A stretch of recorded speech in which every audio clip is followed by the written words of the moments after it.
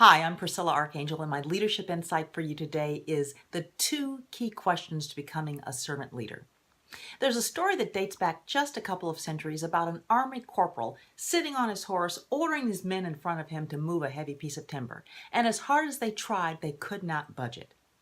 So up rides another army officer, observes what's happening, gets off of his horse, and positions himself next to the men. He gives the order, and they're able to successfully move that piece of timber. So the army officer looked back at the corporal and said, "Why didn't you get off your horse and help the men?" At which point the corporal said, "Well, I'm a corporal, sir." And the army officer said, "Well, I am the commanding officer. I am George Washington." That's a fantastic example of a leader who's willing to get shoulder to shoulder with his men and do whatever it takes to get the job done. This is a leader who connected with his heart, head, and hands with his team. And those are 3 areas that we all need to connect in.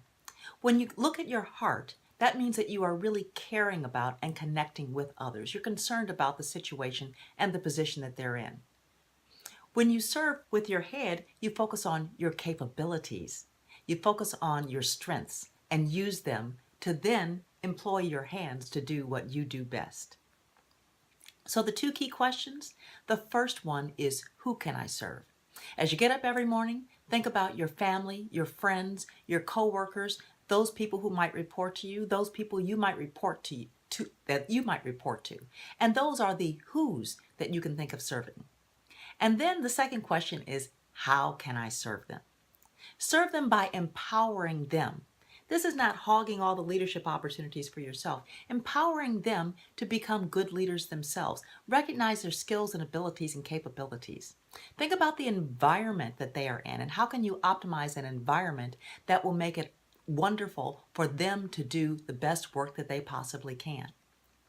Think about what the purpose is of the task at hand. What is the purpose of the organization? Do they understand the purpose and the vision for which they're working? And then think about the product or service. Is it focusing on your clients or is it just focusing on you? It should focus on how you're best serving your client with that product or service. So those are your 2 key questions. Who do I serve and how can I serve to become a servant leader? Thanks for listening.